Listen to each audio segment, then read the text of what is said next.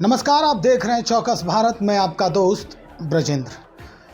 शिक्षक बहाली प्रक्रिया में जिस तरह से उतार चढ़ाव आप देख रहे हैं, अभ्यर्थियों पर लाठियां चटकाई जा रही है। दरअसल उनके जो मानसिक पटल है उसमें बहुत सारे पेच अब देखे जा रहे हैं।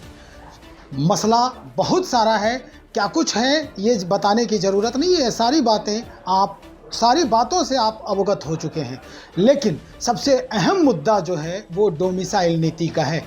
चलिए आज इस बनिस्बत हम बात करने पहुंचे। हमारे साथ गुरु रहमान सर हैं। इन्हीं से बात करते हैं कि जिस तरह की स्थिति आ गई है अभ्यर्थियों के साथ, शिक्षक अभ्यर्थियों के साथ, 2019 से पहले ही उनको बरगलाया जा रहा है, बदलाव हो रहा है समय में।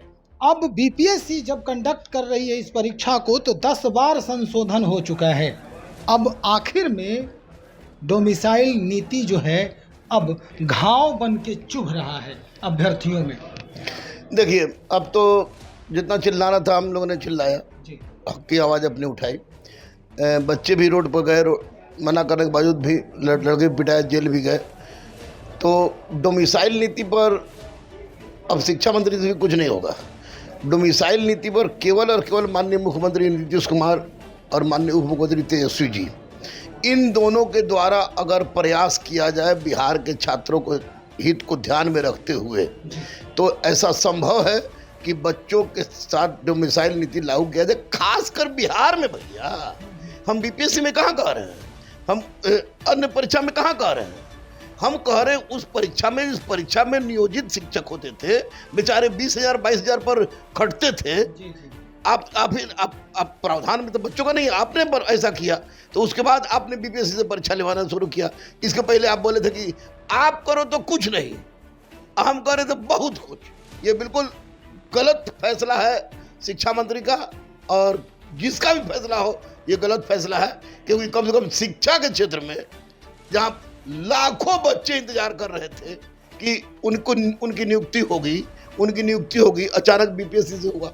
बड़ी मजा आया हमको भी, क्योंकि लालू प्रसाद यादव जी के शासनकाल में हम देखे थे 3 बार हुआ था बीपीएससी से टीचर की परीक्षा, तो उसमें 40% लड़के ऐसे थे जो बाद में यूपीएससी या बीपीएससी कंप्लीट कर गए। और उसके बाद फिर से आया तो बड़ा खुशी हुआ। चलिए, माननीय नीतीश जी भी उस तरह की प्रक्रिया को सामने ला रहे हैं, बड़ी अच्छी बात थी। लड़के भी सब तैयार थे, लड़के पढ़ भी रहे थे, लड़के मानने पर तैयार भी हो गए थे। लेकिन अचानक आपने ला दिया डोमिसाइल।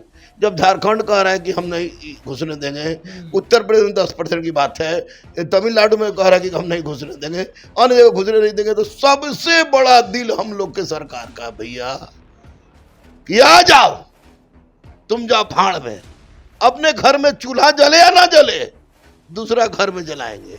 हमारे बच्चे भीख क्यों नहीं मांगे, दूसरे के बच्चे को भीख नहीं मांगने देंगे। तो ये गलत बात है। अखंड देश है हमारा, अखंड भारत है। आप शुरू में जब वैकेंसी निकाले थे माननीय अतुल प्रसाद जी, तो आप उसी वक्त डोमिसाइलवा जोड़ देते तो इतना मुसीबत की बात नहीं आती।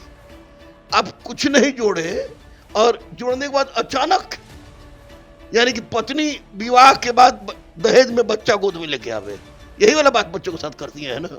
ये गंदी बात है, बिल्कुल गंदी बात है। तो आपने कहा कि मुख्यमंत्री ही करेंगे या उप मुख्यमंत्री करेंगे।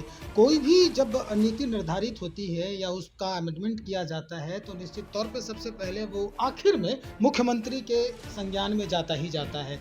तो डोमिसाइल जब लागू किया जा रहा था कि भाई अब संपूर्ण भारत के लोग जो हैं अभ्यर्थी हो सकते हैं इस राज्य में भी, तो क्या उस वक्त मुख्यमंत्री के जहन में ये बात नहीं पहुंची होगी? देखिए, निश्चित रूप से पहुंची होगी, और मुख्यमंत्री ने संविधान के विरुद्ध कार्य नहीं किया है, लेकिन टीचर के संदर्भ में यह बच्चों के विरुद्ध का कार्य है।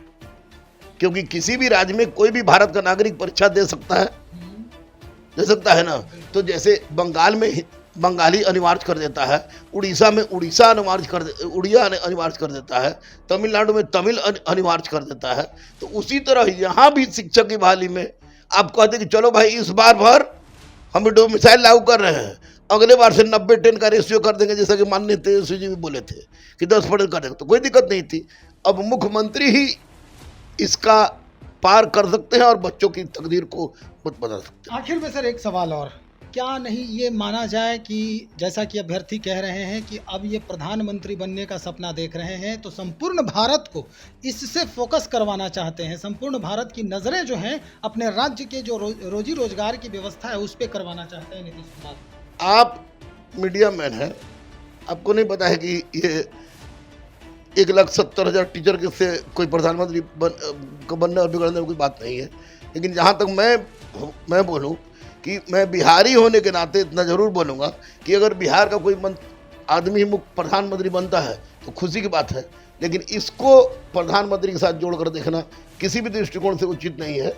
यह आर्टिकल 16 का ही लोगों ने बात किया है, मुख्य सचिव ने भी किया, आर्टिकल 16 की बात को लेकर किया है, लेकिन ये भी संविधान में जानना चाहिए कि संविधान में यह भी कहा गया कि अगर आवश्यकता पड़ी उस राज्य को तो वैसी परिस्थिति में राज्य विशेष प्रावधान कर सकता है। अन्य राज्यों ने किया है।